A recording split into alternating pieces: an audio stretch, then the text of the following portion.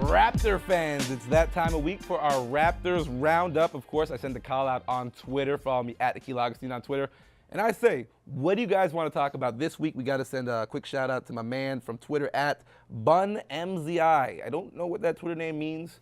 I hope it means something good. But his question is, he wants us to break down the matchup in the third, fourth, and fifth spot. Which spot do the Raptors need to be in? So I'm going to ask my producers right now. Or first off, before we even get to that, let's rewind a bit, Tony Mack. You and I down there at that Raptors game. Houston Rockets, Toronto Raptors, big matchup. The Toronto Raptors established a big lead early, squandered it a bit. No Kyle Lowry, out with the knee swelling, so it was up to the backup guards, DeColo, Vasquez. You were impressed by their resiliency and their ability to close out a game, especially without their floor general. Yeah, definitely. I mean, I think towards the end of the third, they got sloppy. Fourth, they really started to pick it up.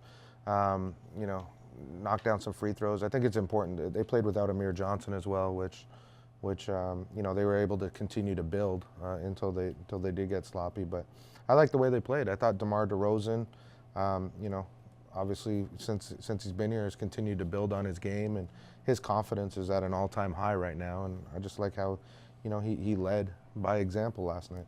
All right. Well, I loved what I saw from the Raptors. Is anyone discouraged as we check out the highlights now about what they saw from the Houston Rockets? This is a team, elite, right? Like your top four, your elite in the West. They just seem to depend on either threes or easy layups. They can't seem to manage and create shots within the space. Well, remember, Dwight Howard's out. Yes. So a lot of their offense. And Patrick Beverley. Yeah, a lot of their, great point. I mean, they're missing two of their key players, and Beverley has really been stirring the drink all year, but some of their half-court offense comes from inside out.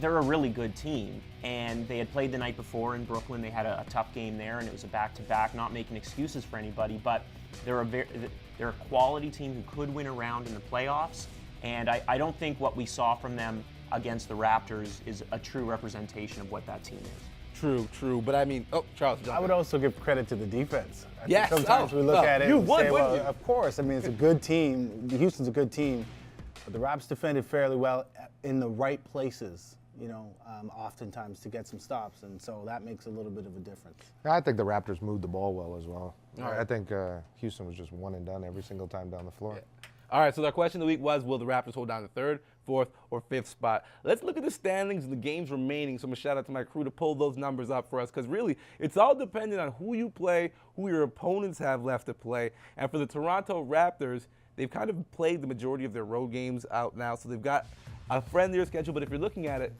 Raptors currently sit third, but this is changing day by day. For me, I've told people I want to make that 3-6 matchup if the Washington Wizards hold. Are you guys also happy with that 3-6?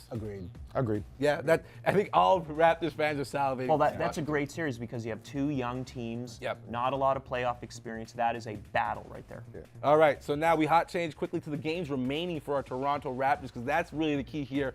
Friday, they're in Indiana, but you're looking at it now, I'm not seeing a lot of elite competition remaining for these Raptors. So I do believe they can stave off a Chicago or a Brooklyn if it comes down to it. Tony, you're believing that, looking at these matchups to remain? Yeah, I like the matchups, definitely. I mean, Indiana right now is a team that I think if they could get a win in there, Indiana, I think, won last night and hopefully are starting to get things back on track there, but hopefully not against the Raptors. But I think they could get through the rest really good. I think the two New York matchups will be good playoff tests, because they'll be surging at that. Well, let's hot change quick and look at the other side of things. The Western Conference, okay. Last night, there are 4 teams battling: Dallas, Phoenix, of course, Memphis. Phoenix losing, Memphis losing, Dallas winning. Which of these teams, also you have to throw the 4th team here, do you guys see holding on to the 8th spot in the Western Conference? Because I myself personally, I'm going to go out on a whim here. I'm going to say Phoenix. I know no one else is going to. I want Phoenix to make it. We all want Phoenix to make it. They're the great underdog story of the NBA season, more than anyone, maybe them and Charlotte Bobcats. But Dallas and Memphis are the proven teams in the past. They have the experience. You have to think in a big game situation, one of Dallas or Memphis is going to do what they need to do. They're going to get the spot. Agreed? 100%. Dallas. Yeah. Well, Dallas because is you're good. Coach Casey's guy, so you Tony Mack? I think 8th spot will go to Dallas, or Memphis, sorry. I think Phoenix will be all right. Well, you mentioned. I think they have an easier schedule at the end of the season. They play more games at home. Was it than three the other road, two. 7 home? I think it was 6-3 or 3-6 or something like that, and I think they have an easier route. All right, so first off, I want to thank and congratulate all you guys. Listen, you guys are a huge part of what Canada basketball is all about. Dan, you do a great job producing the games. Charles, you're going to be a big part of the future, and I have nothing but the utmost respect for what you're doing out at Brock. Thank you for bringing me out last week. Appreciate it. Tony, there's nothing I can say that I haven't already said about the respect I have for you, the work you've done, your son, your godson, Tristan Thompson, the kids you've coached. You guys do a great job.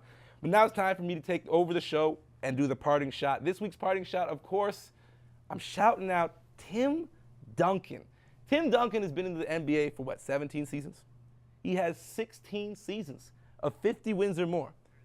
One of those seasons where there wasn't a 50-win season was a 50-game season. If you look at the numbers, our man, Tim Duncan, is going to go down possibly, in my eye, as the greatest power forward in the history of the game. People do not pay enough attention to the Spurs, so I just want to take this final parting shot to say, watch the Spurs before the playoffs end, because that team is a piece of NBA history. Much love to San Antonio. Everybody out there, thank you for watching. Shout out to Canada.